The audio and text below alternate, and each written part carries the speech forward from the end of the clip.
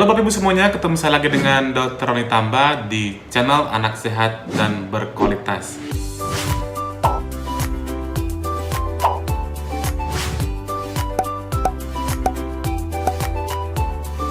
Kali ini saya akan membawakan satu topik, yaitu menyusui dapat mencegah ibu terkena kanker. Benarkah demikian? Dan kira-kira kanker apa saja yang sering dihubungkan dengan proses menyusui ini? Bagi Bapak Ibu yang mungkin saja pertama kali menyimak materi kami, jangan lupa selalu klik subscribe-nya, like, dan boleh di-share kepada teman-teman yang lain. Mana tahu ada tetangga atau saudara kita yang membutuhkan materi dan manfaat yang sama. Yuk kita mulai pembahasannya. Ya, sebagaimana kita ketahui bahwa ASI merupakan nutrisi yang terbaik bagi bayi. Ada banyak manfaat baik bagi ibu, bagi bayi, bagi keluarga. Bagi bayi itu merupakan nutrisi yang paling pas. Dia cocok untuk memenuhi kebutuhan baik makronutrisi, mikronutrisi maupun dari aspek imunologi. Di samping itu juga dengan mendapatkan ASI, bayi itu tidak gampang terkena infeksi. Di kedepannya bayi lebih cerdas dan juga bayi terhindar dari penyakit-penyakit kronis. Manfaat bagi ibu juga ada banyak sekali. Salah satunya adalah mencegah kanker. Pertanyaannya, benarkah demikian? Dan kira-kira kanker apa saja sih yang sering dihubungkan dengan proses menyusui ini? Ternyata yang pertama sekali adalah mencegah kanker payudara. Kita ketahui bahwa kanker payudara merupakan kanker nomor 2 yang paling sering terjadi pada seorang wanita. Sebenarnya ada banyak faktor risiko terjadinya kanker payudara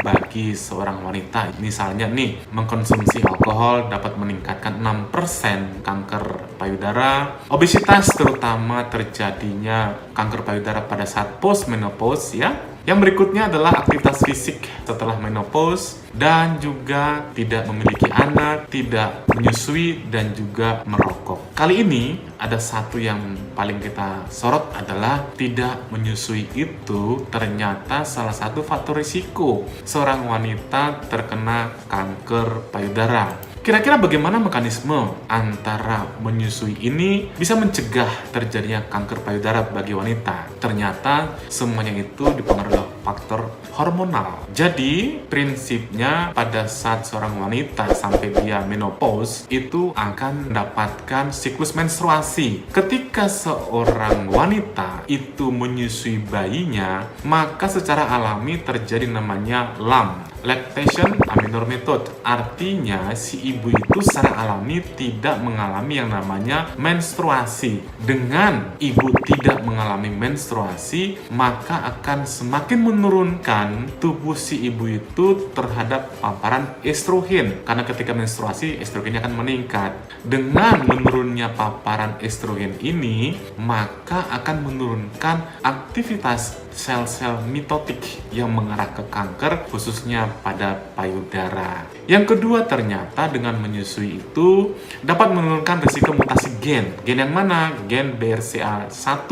Ini dipercaya dapat meningkatkan yang namanya risiko kanker payudara. Prinsipnya, ketika seorang ibu hamil dan juga dia melahirkan dan menyusui, maka dia akan sedikit mengalami menstruasi dibandingkan dengan seorang wanita yang tidak pernah hamil dan juga tidak pernah menyusui. Semakin lama seorang ibu menyusui bayinya, maka semakin rendah resiko si ibu itu terkena kanker payudara ya. Jadi kehamilan menyusui dapat menurunkan frekuensi seorang ibu itu menstruasi. Nah, menstruasi ini yang bisa mencegah ibu itu terpapar lebih sering pada estrogen. Dengan minimnya paparan estrogen ini, maka akan menjadi faktor proteksi bagi ibu dari terkena kanker payudara. Yang kedua, kanker apa lagi? Yang paling sering adalah mencegah kanker indung telur atau kanker ovarium.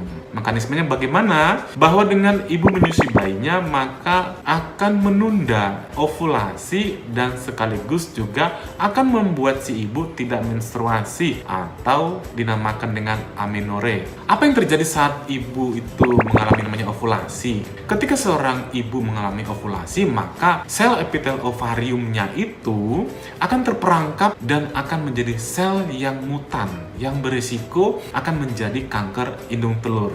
Ketika seorang ibu itu menyusui, maka akan terjadi peningkatan hormon prolaktin. Hormon prolaktin yang meningkat ini akan menekan hormon FSH, follicle stimulating hormone, dan juga LH. Dengan menekan daripada FSH dan LH ini akan menurunkan estrogen. Nah, balik lagi estrogen lagi. Dengan penekanan pada estrogen itu akan mencegah ovulasi dan juga si ibu itu menjadi amenore. Jadi semakin lama durasi seorang ibu menyusui, maka risiko kanker indung telur ini akan ditekan. Ada satu penelitian mengatakan bahwa seorang ibu jika menyusui bayinya 18 bulan itu dapat menurunkan risiko terkena kanker indung telur sebanyak 44%. Jadi bisa dibayangkan faktor proteksi dari seorang ibu apabila menyusui bayinya. Jadi kesimpulannya, bukan hanya manfaat bagi bayi, tapi juga manfaat bagi ibu. Dengan ibu menyusui bayinya akan mencegah, bukan berarti lantas menyusui si bayi lantas tidak terkena kanker, tidak, tapi menurunkan atau mencegah seorang ibu terkena kanker payudara dan juga kanker indung telur. Jadi tetaplah menyusui bayi Anda supaya Anda bisa sehat,